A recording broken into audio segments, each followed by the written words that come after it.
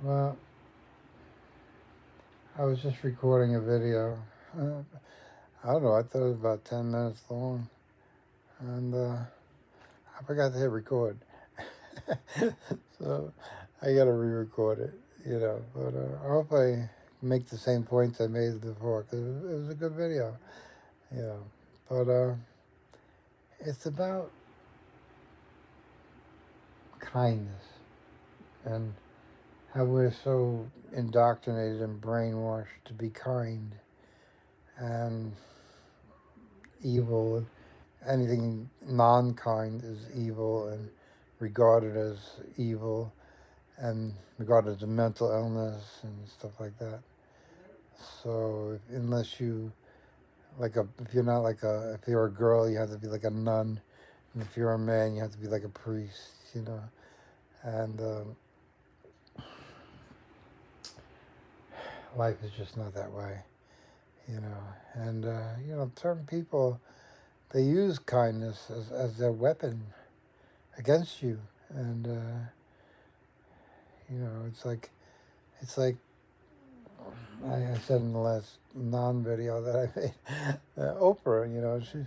She's known as a kind woman, and honest and all that, and people who she painted herself into a corner uh, with that persona that she has.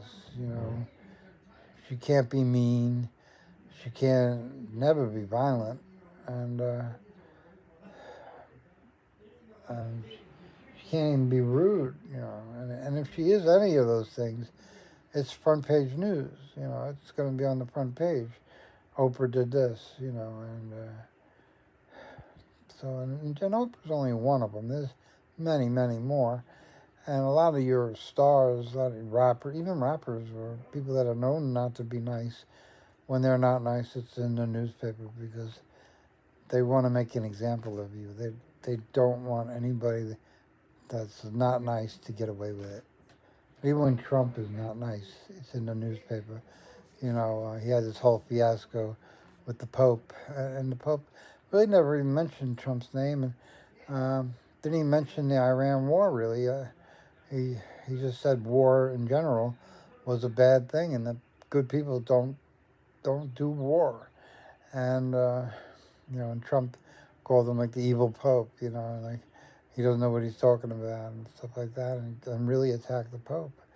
And and the Pope is the quintessential of being kind, and kindness.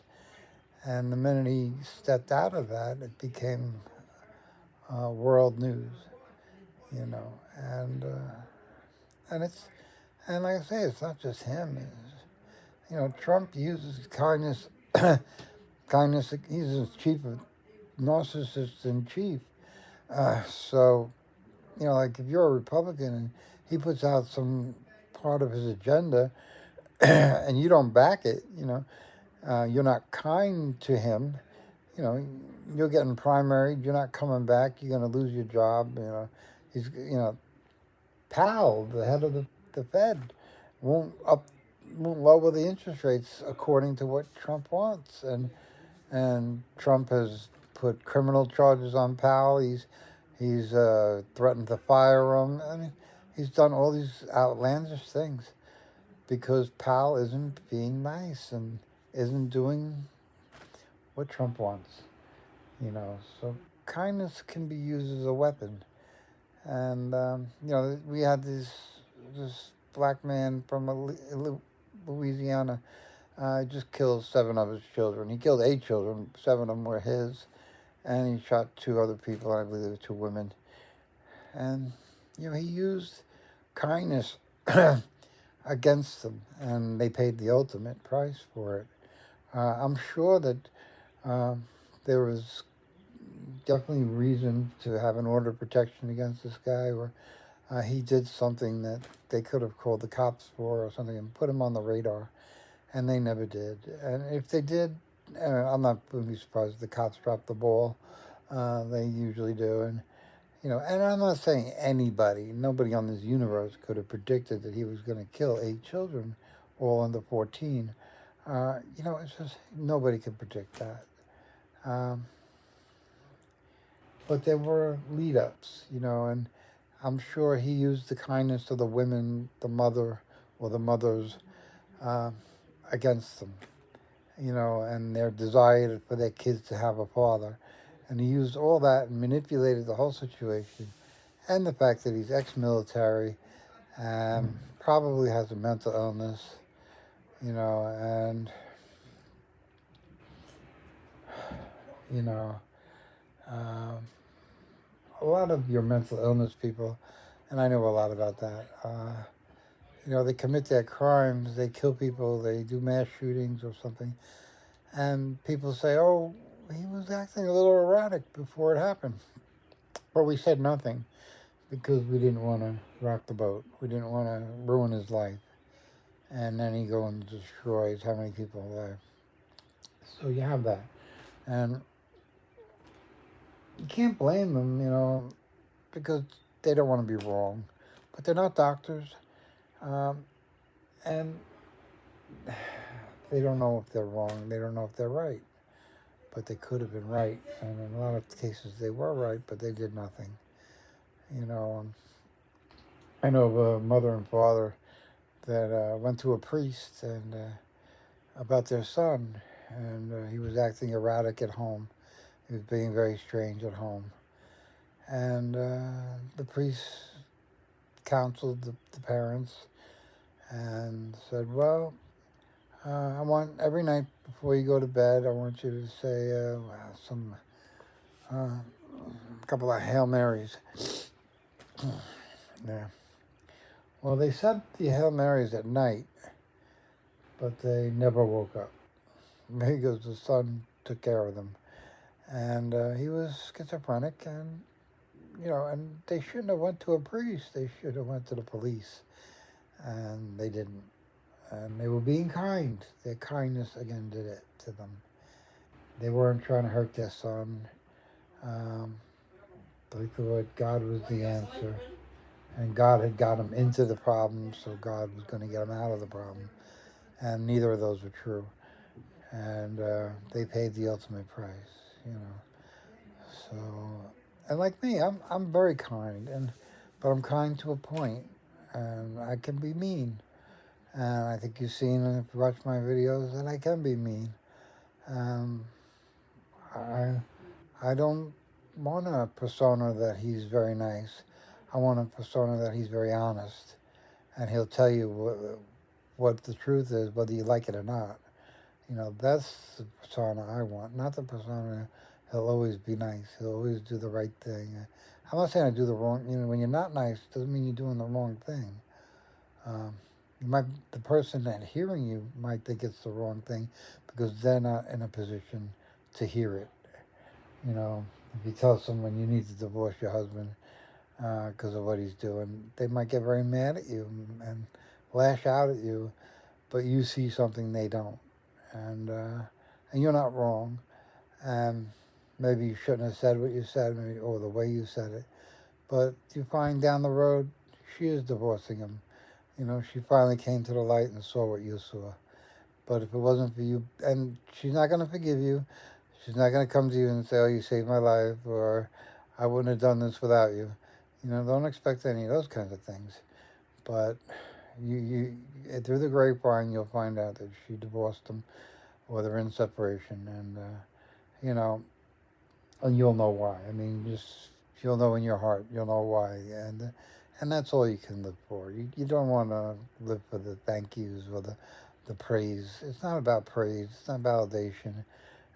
If you know it to be true, then it is true, and for the most part, I mean, you could be wrong. I mean, everybody's wrong, uh, but um, the fact that she would go for the divorce is kind of validation on what you were saying, and you know, but kindness is a weapon in the hands of the manipulator, and they use it at the car dealership. Your kindness. Oh, you don't want to tell off the salesperson that he's ripping you off, that he's charging you a higher interest rate than what you deserve or what you qualify for, and he's just doing it because he makes so many points off of your loan and goes into his pocket, and you know and and they're snakes. You're not a car salesman unless you're a snake, and they're snakes, and they use kindness against you. They're kind. They come off very kind, and they're the best person in the world. And when the sale is over, you want to call them and be like, hey, you want to go on a date, or hey, you want to come to my son's birthday party? And they're like, no, they don't want nothing to do with you because they made the sale, and they're done with you. And they, sure, they'll hang in there. They say, look, when you get tired of this car and you need a new car, come back to me. I'll take care of you. You know, that's that's the limit to where they'll want to hang on to helping you. I mean, unless you go to them and buy 100 cars for a fleet of taxis or something, I'm sure then they're going to come to your daughter and your son's wedding. It's like that's a different deal. But if you're buying one car, they don't want nothing to do with you once the sale is done, and and you can't blame them because how many weddings would they go to if everybody they sold the car to they invited them to a wedding? I mean, I know I'm being crazy, but you get the point. And it's just how far are you going to take it? And but just realize, it's dangerous to be kind. It's dangerous to be kind. And I'm not telling you not to be kind in any way, shape, or form. You should always be kind. But you need to be aware. And there is a limit. Everybody has a limit, a breaking point. And you don't want to get to that point, because you might end up like the girls in Illinois, losing your kids. And, they wish they had a breaking point before that happened. And it didn't happen, but it did. And, it's just, you're going to have regret in life. There's no way you can live on this planet for as many years as you have and not have regret. It's going to happen. And it's good to have regret in the sense that if you have regret because you were too kind, oh, I was too kind to him and he screwed me. That's good. That's good for you. It makes you, you're not doing it because it makes you look good, but it proves that you're good. Because regardless of what he did, and the balancing point is that do you become evil? If someone rips you off, do you start ripping people off because you got ripped off? And if you don't do that, if you give someone $5 and they rip you off down the road, and you still give $5 to other people, unrelated, then you're good. You're a good person. You do good within the world, and you hear a lot of talk about karma, and karma is when you're bad, and if I did something bad to you, I'm going to get karma to pay back for what I did to you. But if I do something good to you, I'm going to get dharma. And you don't hear the word dharma a lot. Some people don't even know what it is, but I'm telling you what it is. And you get dharma, and dharma is good karma. And so if I do something good to you, down the road, it'll come back to me in dharma. I live practically rent free. I've been in jail 3 times since I don't know what I was, 51. I've never been to jail before I was 51, and now I'm 57, and I've been in jail 3 times. And I didn't commit any crime. And I've always done the right thing, and I've always done what was honest. And I didn't lie, I didn't manipulate the system. But again, I don't have any record. I never was convicted of a crime, and all my charges were dismissed. And I went through hell to get them dismissed. I went to jail to get them dismissed, but it took a while. The justice system does not work fast. And the way they look at it is they're punishing you even though they don't have a right to. So they don't care if you're in jail, you don't belong there. They figure they're teaching you a lesson so you won't do anything down the road. which is the whole reason they send you to jail in the first place, so you don't come back. But, it's just, and a lot of those reasons I was in jail was because I was kind, and I was being kind, and people that were evil used my kindness against me and manipulated the law to have me arrested and to put charges on me, which were all never proven. So that was my dharma. I live practically rent free. I live in a house. I don't live.